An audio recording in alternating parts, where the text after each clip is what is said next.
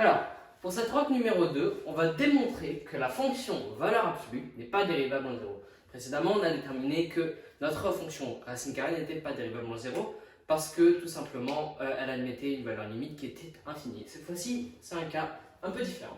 Donc, on va d'abord définir la fonction valeur absolue. Donc, la fonction, je vais écrire valeur absolue pour aller beaucoup plus vite, VA, qui associe x à valeur absolue de x, du coup, est définie, ça c'est la phrase d'introduction, hein, est définie en 0, mais n'est pas dérivable en 0. À chaque fois que vous devez prouver que quelque chose n'est pas dérivable en 0, vous devez toujours écrire cette phrase, mais n'est pas dérivable en 0. La fonction, maintenant, on l'a définie, est définie en R. Là, pour le coup, elle admet tous les réels. Et pourquoi? Eh bien, tout simplement parce que f de x est égal à racine de x. Mais racine, pardon, pas racine de x, valeur absolue de x. Sauf que quand x, si x est positif ou égal à 0, alors on aura x. Et si x est négatif, alors on a moins x. Pourquoi moins x?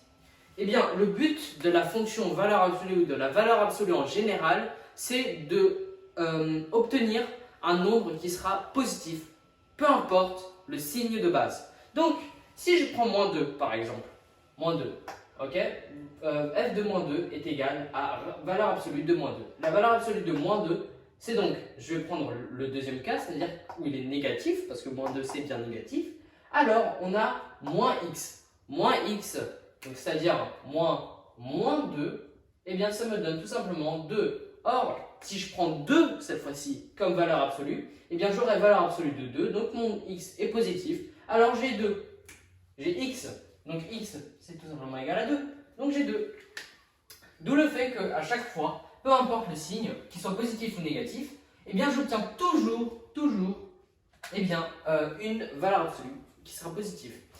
De ce fait, on ne peut pas avoir de valeur négative dans une valeur absolue. Hein. C'est pas possible d'obtenir une valeur négative. Donc du coup, soit h non nul, pardon, on a t de h qui est égal à f de 0 plus h, toujours hein, moins f de h, moins f de 0, pardon, divisé par h. Et donc là du coup, f de 0 plus h, ça me donne tout simplement valeur absolue de h, moins f de 0, donc c'est-à-dire la valeur absolue de 0, je ne vais pas le mettre, c'est égal à 0, donc du coup je ne le mets pas. Et on me donne donc du coup valeur absolue de h divisé par h.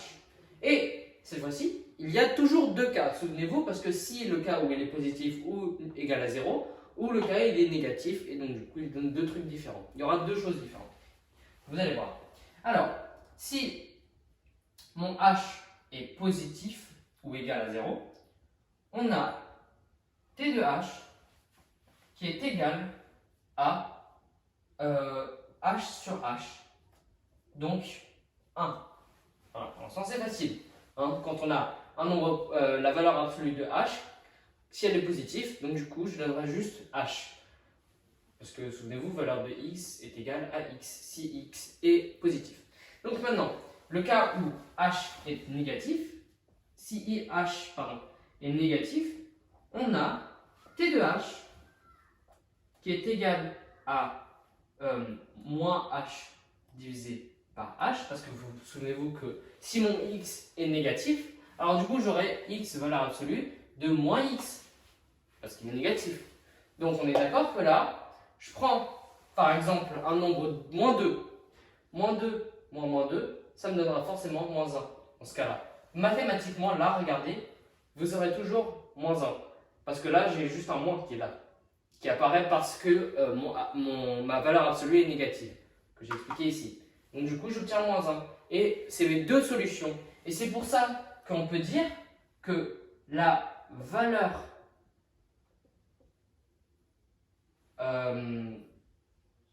limite n'admet Non, pardon, la fonction limite, la fonction valeur absolue, donc la fonction, oh là là, valeur absolue n'admet pas une limite et donc la fonction n'est pas dérivable en 0. Je vais l'expliquer juste après. N'est pas dérivable en 0. Donc pourquoi? Eh bien, la fonction valeur absolue n'admet pas une seule limite. Certes, elle admet deux limites, donc on peut dire que techniquement elle admet une limite, mais mathématiquement, une limite, c'est que strictement une limite. On précise bien une limite. Donc du coup, mathématiquement, on ne peut pas dire que la valeur limite, elle existe, puisqu'il y en a deux, et que deux valeurs limites, en mathématiques, ça n'existe pas. C'est impossible. C'est un peu comme diviser un nombre par 0. C'est mathématiquement impossible. Donc c'est pour ça qu'on dit que la valeur limite n'admet pas une limite, et donc la fonction n'est pas dérivable en 0.